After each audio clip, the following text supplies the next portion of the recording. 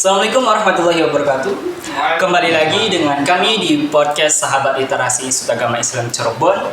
Ya, dengan tema ilmu falak dan ruqyatul hilal. Dan di samping saya masih dengan narasumber yang luar biasa, Bapak Rizaluddin, SHI MH. Dan semakin seru nih perbincangan kita, Pak. Masya Allah, alhamdulillah. Dan menyambung tadi, Pak, pertanyaan sebelumnya. Jika andai kata di seluruh Indonesia itu dilakukan proses ruqyatul hilal, baik di barat ataupun di timur, kemudian sebagian ada yang melihat dan sebagian ada yang tidak melihat hilal, apa yang persentasenya itu yang ditentukan dari hal tersebut, masalah tersebut, Pak? Bagaimana caranya menentukan awal bulan suci Ramadan sudah jatuh? Ya, terima kasih. Jadi pertama, ini kita harus pahami terlebih dahulu bahwasanya tidak usah khawatir dengan persentase dari barat sampai timur berapa lokasi yang akan berhasil melihat hilal. Tidak usah dulu khawatir seperti itu. Karena apa? Karena di Indonesia yang kita anut itu wilayatul hukmi gitu ya. Wilayatul hukmi.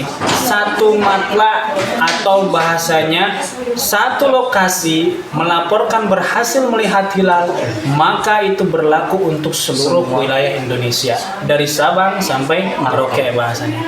Walaupun misalkan yang bersaksinya di daerah timur gitu ya, ya sudah berlaku juga untuk orang daerah barat gitu ya. Termasuk kebalikannya, bersaksi di daerah barat, ini kalau hilal di barat tinggi gitu ya, di timur rendah, misalkan bersaksi di barat, ya timur juga sudah masuk gitu ya. Karena yang dianutnya itu satu wilayatul hukmi gitu ya.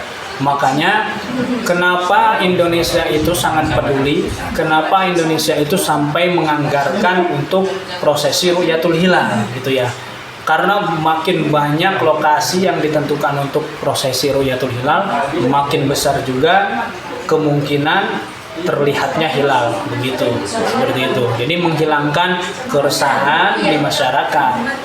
Asalkan ya kita juga bisa lebih dewasa lah begitu ya, untuk memahami kemudian mencerna yang diinformasikan oleh pemerintah. Jadi intinya satu wilayah saja berhasil melihat hilal itu berlaku untuk seluruh Indonesia. Wilayatul hukmi seperti itu. Jadi tidak usah takut. Kalau misalkan sepengetahuan Bapak di luar negeri selain Indonesia itu ada nggak sih prosesi ruqyatul hilal ini? Oh ya, ada gitu ya. Khususnya yang paling sentral gitu, yang kadang ada orang yang memahami untuk menentukan awal bulan Komariah gitu ya. Peribadatan di sini termasuk 1 Ramadan. Itu ada yang berpandangan gitu ya, berpandangan seluruh dunia, bukan seluruh Indonesia. Kalau ada satu negara yang bersaksi melihat hilal, maka berlaku untuk seluruh dunia. Ya, ada yang berpandangan seperti itu gitu ya. Makanya bukan hanya di Indonesia saja yang melakukan ruqyatul hilal, di negara-negara lain pun sama. Ketika tanggal 29 pasti melaksanakan ruqyatul hilal. Kenapa melaksanakan? Ya karena pada zaman Nabi gitu ya, pada zaman Nabi serta hadis yang disampaikan oleh Nabi tersebut kan perintahnya sumu li ru'yatihi gitu ya. Waftiru li ru'yatihi. Fa in ghumma 'alaikum fakmilu iddata salasina sya'ban. Gitu. Jadi memang diperintahkannya untuk ru'yah. Jadi seluruh negara juga pasti melaksanakan ruqyatul hilal gitu. Berarti bisa dikatakan proses ruqyatul hilal itu sudah ada sejak zaman Nabi ya, Pak? Betul. Justru memang menentukan awal bulan Komariah itu yang diajarkan oleh Nabi ya ruqyatul hilal gitu ya. Bukan berdasarkan hisab, bukan gitu ya. Hisab itu kenapa sekarang ada? Ya karena perkembangan zaman dinilai sudah lebih simpel gitu ya, sudah lebih memang bahasa mereka itu akurat gitu ya, sudah cukup dengan hisab saja. Kalau zaman Nabi ya memang menggunakan ruqyatul hilal gitu ya, sampai sekarang ruqyatul hilal di negara Arab gitu, di Arab sendiri juga ketika menentukan awal bulan Komariah itu ya dengan ruqyatul hilal atas dasar ruqyatul hilal, bukan atas dasar hisab dan lain sebagainya gitu ya. Jadi dari zaman Nabinya memang ru'yatul hilal gitu ya. Sampai tadi kata saya juga perintah nabinya atau hadisnya itu kan sumuri ru'yatihi. Orang-orang yang mempercayai atau menentukan awal bulan Qamariyah dengan ru'yatul hilal itu memandangnya sifatnya ta'abudi, kepatuhan. Kita harus patuh gitu dalam menentukan awal bulan Qamariyah itu ya, mau tidak mau berkembang zaman mau seperti apapun gitu ya, tetap yang namanya ta'abudi prosesinya harus dilaksanakan ru'yatul hilal seperti itu. Seperti itu sahabat literasi semua, perbincangan saya dengan Bapak Rizaluddin tentang ilmu falak dan ruqyatul hilal.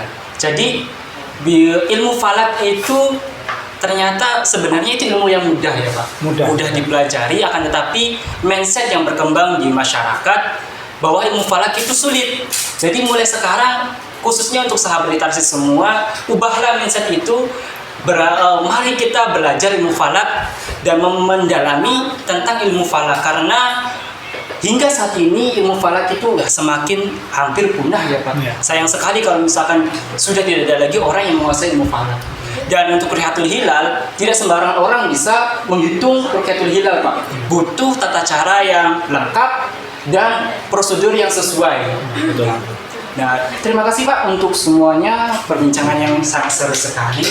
Ya. Dan untuk sebagai penutup, bisa saya minta statement dari Bapak, kesimpulan akhir dari perbincangan selama kita ini. Ya, terima kasih.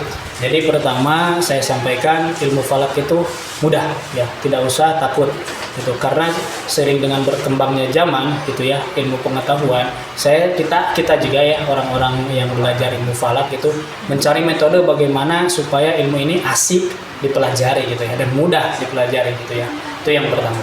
Kemudian yang kedua, kajian-kajian ilmu falak ini sangat mencangkup dengan peribadatan kita. Makanya penting untuk dikaji gitu ya. Seperti halnya tadi 4 ruang lingkup pengkajian ilmu falak, arah kiblat, waktu sholat, awal bulan Qamariyah, serta gerhana seperti itu.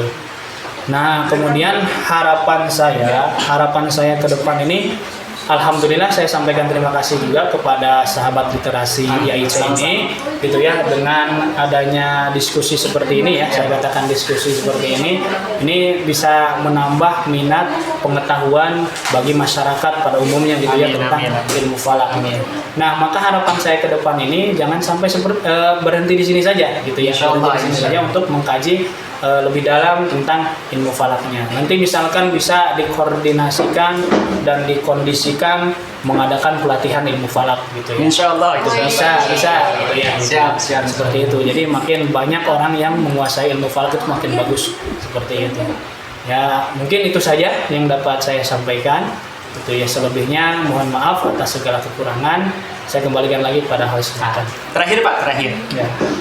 Untuk harapan Bapak untuk sahabat literasi ini Pak, khususnya podcast SRI ini Pak, apa harapan ke depannya? Oke, harapan saya ini terus dilanjutkan gitu ya. Siap. Dan mudah-mudahan berkembang seperti itu ya, karena ini luar biasa, saya sangat apresiasi sekali gitu ya, dengan adanya kegiatan seperti ini itu yang menambah wawasan, ya kita juga bisa kreatif sedemikian rupa menggunakan kemajuan teknologi dan ilmu pengetahuan itu. Ya, harapannya semakin besar gitu ya, semakin maju dan istiqomah gitu ya. Jangan sampai tergoyahkan dengan masalah yang ada. Masalah itu pasti timbul ya gitu ya. Bisa jadi ketika sudah dijadwalkan pematerinya nggak datang. Bisa jadi itu masalah, tapi jangan putus asa. Jangan sakit hati juga gitu ya, jangan sakit hati misalkan pemateri nggak datang gitu ya. Cari plan B-nya bagaimana gitu ya, memecahkan masalahnya. Pokoknya terus istiqomah, lanjutkan. Ya, itu saja. Saya ucapkan terima kasih atas kehadiran Bapak di podcast Sahabat Literasi, dan semoga untuk kedepannya nggak bosan-bosan nanti mampir lagi ya Pak. Siap. Tamu. Ya.